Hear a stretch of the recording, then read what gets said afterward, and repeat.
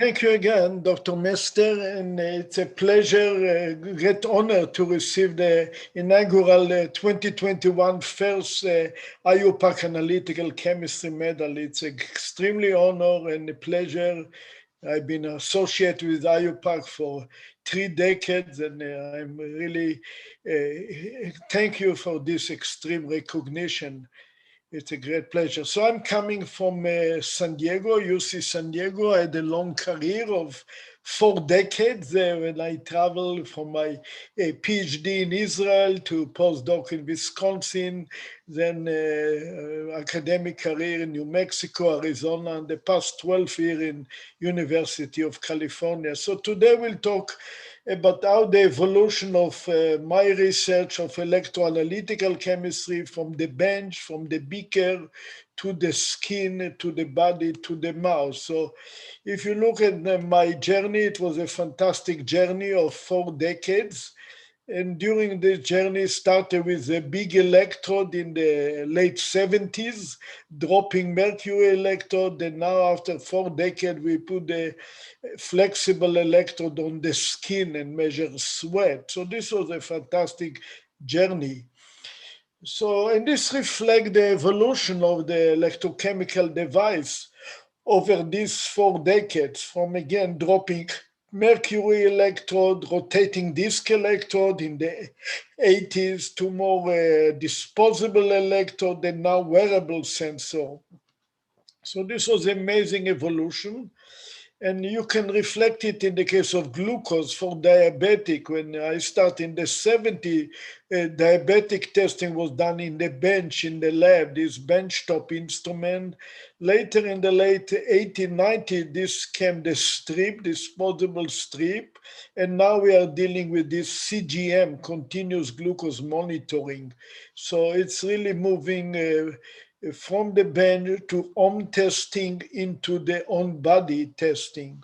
And this is a huge market, the diabetic. So again, my journey started, I mentioned, with the big dropping mercury electrode, rotating disc electrode.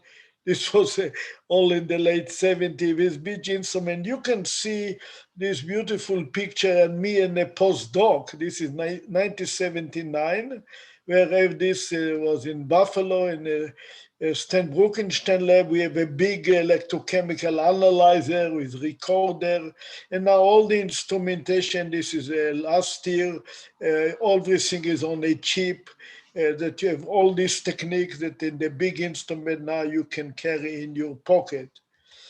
So the vision that we have is now to take this lab, this is the modern analytical chemistry lab that IUPAC use around the world, but to shrink it and to move it to our body.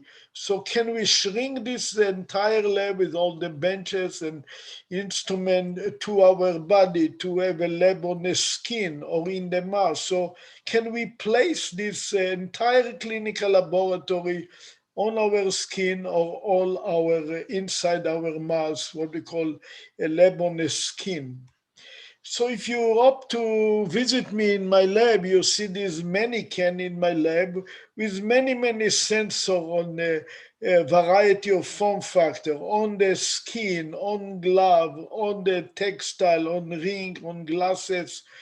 So this is what we are creating in my lab, a sensor, wearable sensor now for forensic application, for clinical application. This is smiley pH tattoo, glucose tattoo, lactate in sweat. All of this you'll discuss today.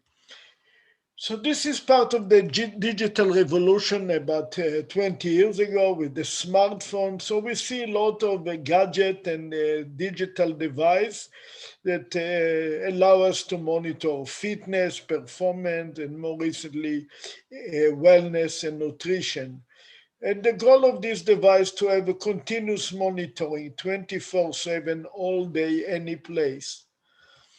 Now, initially, this device measured the step and mobility, a vital sign, but there was a gap there was no molecular information. What we pioneer is the using electrochemical sensor for monitoring on the body a chemical biomarker. We want to go beyond the step and mobility and to introduce this wearable, a chemical sensor. So this is what we currently have: sensor for physical vital signs, skin temperature, motion, step, ECG, little blood pressure. But what is missing is the chemical information on electrolyte, on metabolite, on stress biomarker. This is a great opportunity, but there is also challenges. That's why we don't have it, because this issue of biofouling, issue of stability of the receptor. The vital and mobility are much easier. This is for stable, long-term, accurate response is much more challenging. So we rely on electrochemical technique, as I showed you before, that satisfy many of the requirements for on-body device, not only high performance, but portability, a low power requirement, miniaturization, scalability. So we can have this day we have small device connect to a phone, a glucose watch, on underwear, variety of device moving from the bench to the body. And this is unique to electrochemistry, like all the glucose devices are based now on electrochemical. So we will cover a variety of sensors, first for sweat and under the skin using textile and tattoo. Then we'll talk about microneedle, and then we'll talk about mouse guard. This opens up a new exciting time for electrochemistry. And by doing so, we can measure a variety of biofluid, not only blood, but now we are moving to sweat, saliva, tear, and ISF, also monitor the surrounding for environmental security. And as I mentioned, we can measure for security the chemical agent or explosive, but for biomedical, we do metabolite like glucose, electrolyte like sodium and potassium, stress marker like cortisol, or drug like levodopa or opioid, and for vitamin and nutrition and mineral. So we rely a lot on screen printed technique. These are widely used in the glucose sensor strip. This is highly scalable, low cost mass production of printing many electrodes. We use printing on textile, printing on tattoo. So this is typical printing on the textile, where we have an array of 8 sensors. This is different injuries for the army, like soft tissue, traumatic brain injury. We have 8 working electrode, which is the carbon ink. Then we have silver contact, and then we put the blue dielectric, so like we put it now. So we can create this device on textile. You see the working electrode, reference electrode, the contact, the electric. This is now flexible. And again, you can see how we make them all moving. The 90 was all on a rigid planar. Now it's all on a flexible and soft substrate. And this is important for on-body application. Indeed, that, as I mentioned, the 90s, everything was rigid, like pH glass electrode, rotating disk batteries. Now, our body is very soft and curved, so we need to merge the two to bridge the gap between the softness of biology of our body with the rigidity of electrochemistry.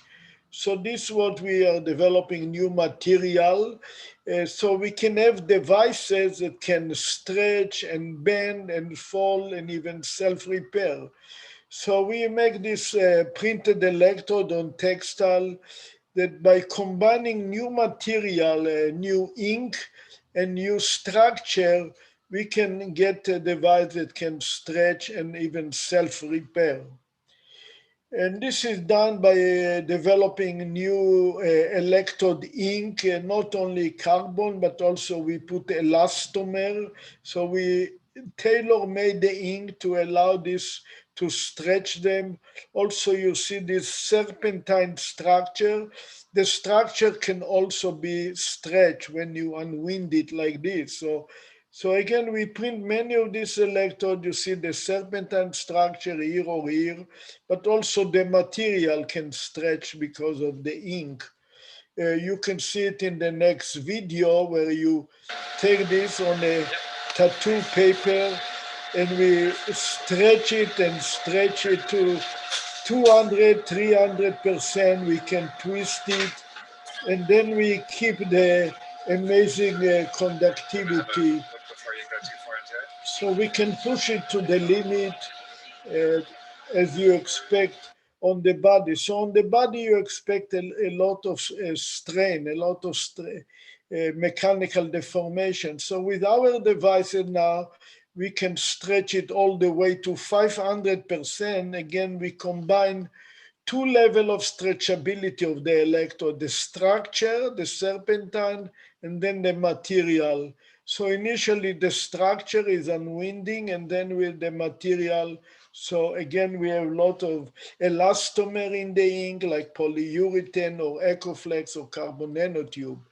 We not only can stretch it, even we can have self-repair. If you stretch too much, you can have a crack, you lose the conductivity.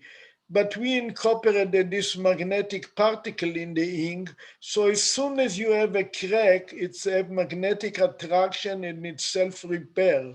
So this allows us to have self-healing capability. Now, with all of this capability, we can now go to develop our sensor on textile or on the skin. As I said, the skin is the gateway to our biochemistry. We can analyze sweat using skin sensor or ISF, which is the interstitial fluid under the skin, using all type of non-invasive tattoo or textile. So the initial work about 10 years ago, we used this beautiful tattoo. We buy a tattoo paper here on the beach and we print our electrode on the tattoo. We try to make it nice looking like flower. But these are the three electrodes, working electrode, reference, and counter. We make them flowers. They have the elasticity of the tattoo, also with the attractive property of the printed electrode. And again, we transfer it to the skin. This is the tattoo paper. We transfer it to the skin and put the electronic ear to this contact. And this allows us to measure the sweat. It depends how you place it. You can place it to sense the sweat or you measure the surrounding environment, sensing out. So this again device that combine innovation in electrochemistry, in epidermal, flexible device, screen printing, and this allow you to measure continuously sweat biomarker, like here we have uric acid, and also external vapor, like explosive vapor. So one of the first study was sweat lactate. Lactate is important biomarker for sport and performance. So we have this tattoo. This is the shape of nanoengineering, my department of nanoengineering. We have these three electrodes, and we put the enzyme lactate oxidase on the working electrode.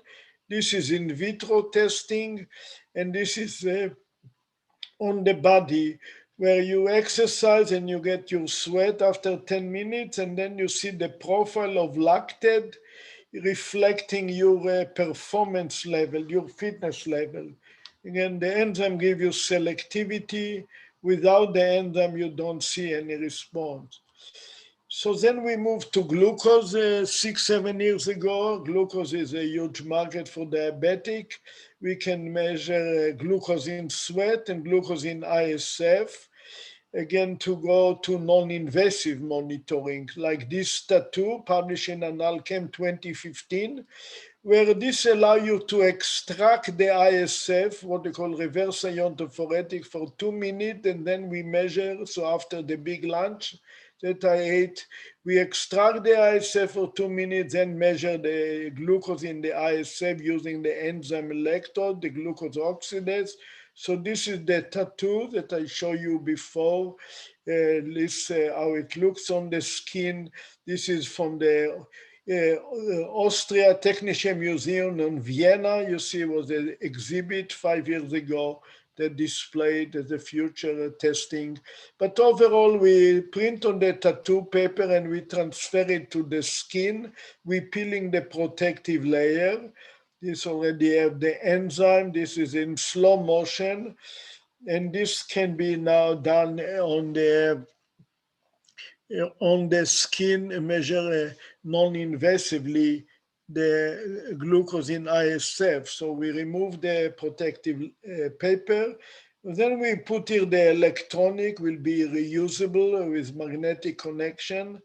And then we can measure the glucose as I show you here, before the meal, after the meal. These are different subjects. These are control without the meal, without the extraction. This is validation with blood glucose meter. So this is the way we put the electronic. You see the electronic is flexible and can send you now wireless signal to the cell phone or to the laptop. Extremely on polyamide is the electronic, so I have multi-potential stud with the battery and wireless communication. And later on, we combine it also with alcohol sensor. So you can have, instead of glucose oxidase, we have alcohol oxidase. So when you have your dinner and you drink, you want to see if you can drive. So sweat alcohol is very reliable. In this case, we stimulate the sweat. We call direct iontophoretic. In 2 or 3 minutes, you stimulate sweat, and then you measure, you have the enzyme alcohol oxidase, measure it selectively. So again, in about 3 minutes, it tells you how drunk you are. Basically, if you are drunk, you see the signal is going up, and this is validation with a BAC, blood alcohol meter. These are controlled without drinking, so it's very reliable. And later on, we combined it with the glucose, what we call glucose. So when you go to dinner, you eat and drink, you can measure both the glucose and the alcohol. Using this Panda nice device, we can measure sweat alcohol and ISF glucose. In the same operation, we stimulate the sweat and also extract the ISF. We measure the two biofluids at the same time. Then we measure the sweat alcohol here and the ISF glucose here, all in 5 minutes. More recently, we published this paper in Nature Biomedical, where we combine this tattoo with blood pressure acoustic monitoring. So these are ultrasound monitor of blood pressure that send the ultrasound wave and measure the blood pressure along with the chemistry. We call it the BPCM, blood pressure chemical monitoring.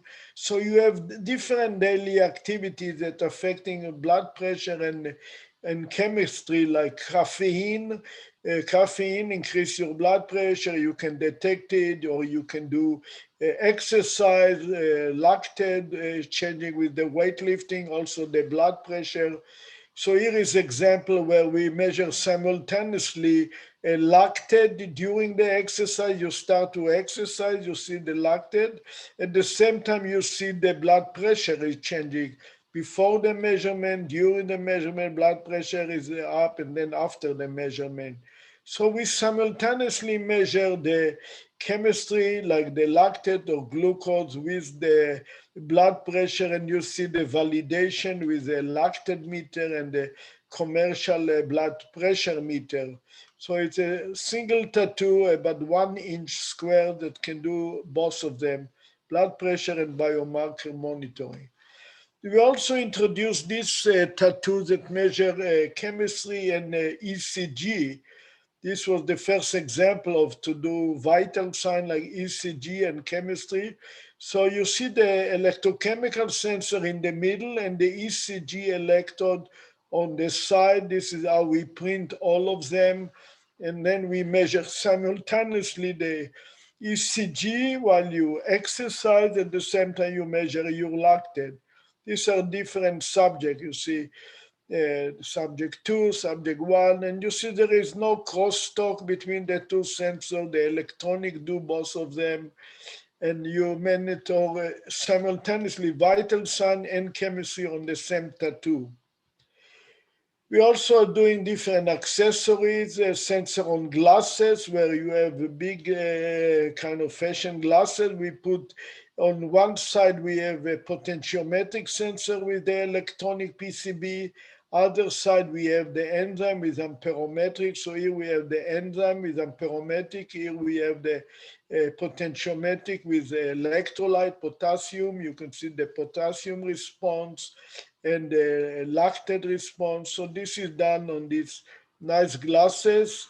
You see how we transfer it to the pads. These are the sensing pad. We place it with the enzyme. This is the glucose. Here we put the potassium, and this connected all the way to the electronic, and we measure simultaneously. See the potential. This is again, and measuring the current of glucose and the potassium potentiometrically. We also monitor trace metal. We introduced this in 2000, this bismuth electrode, replacing the mercury electrode. And bismuth is very green electrode compared to mercury. So we can do on-body measurement of sweat zinc. So we do exercise, we get sweat of zinc and copper, very important. So we continue this as well. And in terms of sweat, we can also measure it without exercise. In the fingertip, there is a lot of natural sweating. So if you just press your finger, here we have a lot of sweat glands, and you can indeed transfer a lot of sweat to the electrode, in this case for glucose. So we have an hydrogel on top of the electrode to facilitate the collection of the sweat. And this is done as you see here. And in 1 minute, you can get your actually sweat glucose, which is correlate with blood glucose. So in this paper, we show very nice correlation between sweat glucose and blood. All you need is to touch it for 1 minute without any taking blood, and it gives you directly the sweat glucose, which you have algorithm that correct it, translate it to blood glucose. And the same we did recently for sweat cortisol for monitoring stress. So here we have what we call molecular imprinted receptor for cortisol. And again, by touching here on top of this sensor, we can measure the cortisol level at very low level, nanomolar concentration. Now, this was more amperometric. Potentiometric is extremely important. I mentioned potassium. But you remember, traditionally, we all familiar with this potentiometric meter, pH glass meter, the rigid glass pH electrode. So the key, how to translate it to the body, to make it flexible. So remember, here we have an inner solution. We have to get rid of the inner solution, and we developed this with our colleague in Finland. They introduced the solid contact electrode, getting rid of the inner solution, and we translated it to a flexible devices. So these are solid contact developed in Finland and Poland in the early 2000s. Now we make them flexible. Like this pH tattoo. So again, instead of pH glass, we make a smiley pH where we want to make it nice looking and smiling. But these are the two electrodes. This is the reference electrode, one eye, and then this is the working. The working electrode is based on polyaniline. Polyaniline is a receptor for a proton, widely used for pH sensing. And we translate this tattoo paper into the skin, and you can see how it looks on the skin. The contact is on the ears. And you can see we do a lot of bending. So we bend it many, many times. We want to show that it's surviving the mechanical strain on the skin. even if after 50 bending, it's still responding. You see, this is before and this is after 50 bending. It's still responding and even still smiling. So after all this bending is smiling like in the beginning. This is the beginning, this is after many of these. The same for sodium. Sodium is extremely important for hydration, sweat sodium. So we have a sodium ion selective electrode. Again, you can stretch it like this 100 times. Every 20 stretching, you see the response is the same. Here we do the bending 100 times, 20, 40, 60. All of them give the same response. So this is the tattoo, sodium ion selective electrode tattoo. We're also developing microfluidic lab on the skin. In this case, the sweat will flow over the detector because with the tattoo, we don't have a continuous flow. Here we want to have continuous sweat sampling and removal. So the sweat will flow. We have 4 inlets. It's flowing over the electrochemical detector and removed from the ear. So we will have continuous sweat flow using this microfluidic made of PDMS. Put it on the skin, you see the 4 inlet, and this flowing over, and the electronic is connected on the back ear. You can see it's all flexible. You can twist it and bend it, and you can see using dye how the sweat is pushing the dye over the channel. We remove the electrode. You can see the sweat is pushing the dye to the exit in 5 minutes. So we have basically natural sweat pumping. The sweat is continuously pumping and you have continuous flow using the sweat gland as the pumps. So this allows us to do, for example, lactate during exercise, again, different subject with lactate oxidase here, or we develop it for electrolyte. Here we have sodium and potassium sensor. Sweat is pushing the dye over the sodium and potassium and exit it here. So again, 4 inlet, 2 ion selective electrode, reference in the middle, and pushing the sweat out. Now this was on the skin. We also do a lot of sweat using textile. Textile is what we all usually use in daily activity. We have a lot of sweat in socks, for example, but also under the arm with different military applications for soldier. So again, this is example for nerve agent that we developed for the US Army, where we have enzyme for the nerve agent to detect exposure for the nerve agent with a warning. This is the product of the pesticide. The organophosphorus give you nitrophenol product using the enzyme cleavage. And overall, we started this about 12 years ago with our smart underwear. We printed the electrode on this elastic vest of the underwear. This contact the skin. And in this case, we have can put an enzyme like this is for uric acid, and this is all can be stretched. This I show you before how we print on Gore-Tex for a different textile for this soldier injury, biosensor array for different form of injury using this layout with 8 working electrode. And again, all of this can be stretched, you can fold it, you can even wash it like you wash your textile. So this endure the stress of stretching and bending. Here we do different testing, mechanical testing, eventually also multiple washing. Here is example of textile sensor for potassium and sodium. So again, we have it on the underwear here or different elastic vest, or even on a bandage we can do it. So we have a lot of stretchable component like elastomer, Ecoflex, polyurethane.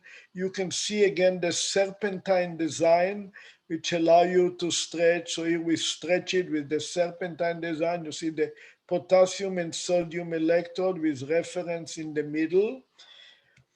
And we also work on textile or this underwater wetsuit with the US Navy here to detect underwater explosive and also trace metal here in San Diego Bay.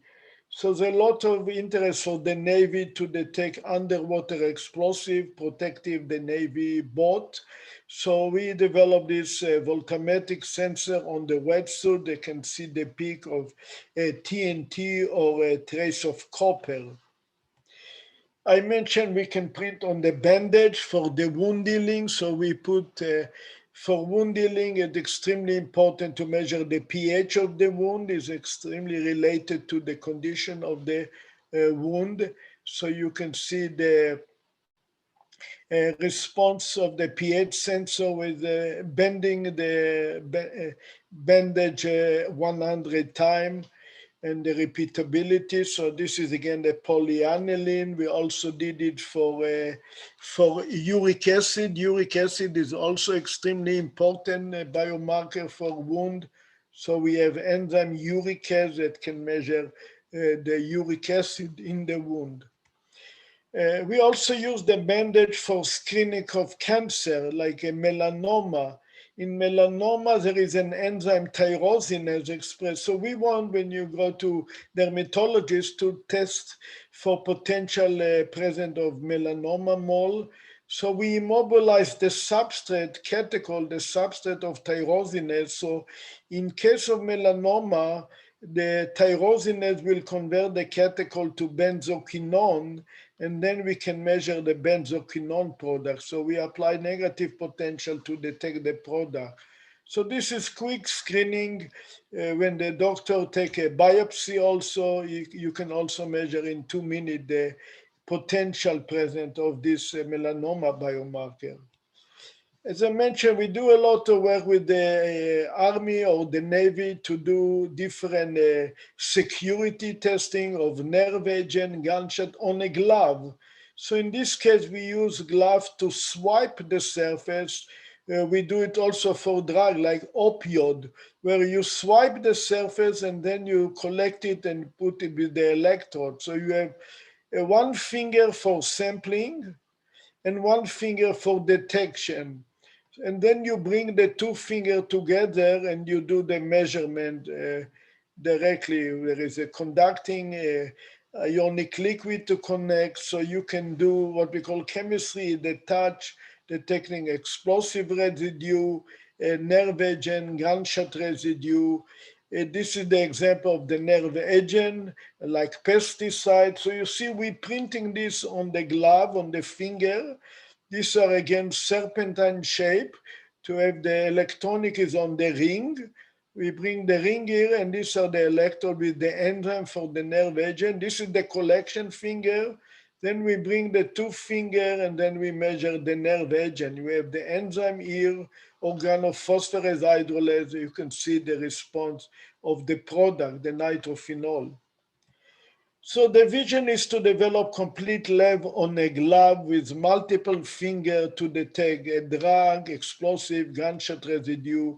Eventually you have 5 fingers for different analyte. We do also explosive on ring, vapor of explosive, vapor of nerve agent. So this is nice, looking like diamond ring, but this is not diamond. But we have 2 sensors for explosive and nerve agent. You see the 2 electrodes, we see the response of the vapor. So we have the electronic embedded inside, and then we spray it here. We use a pesticide, and you get the response to the phone.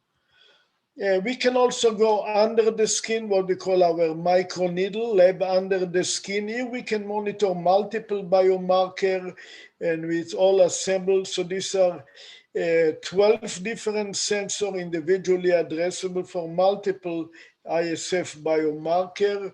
We can put the electronic on the side or on top of this.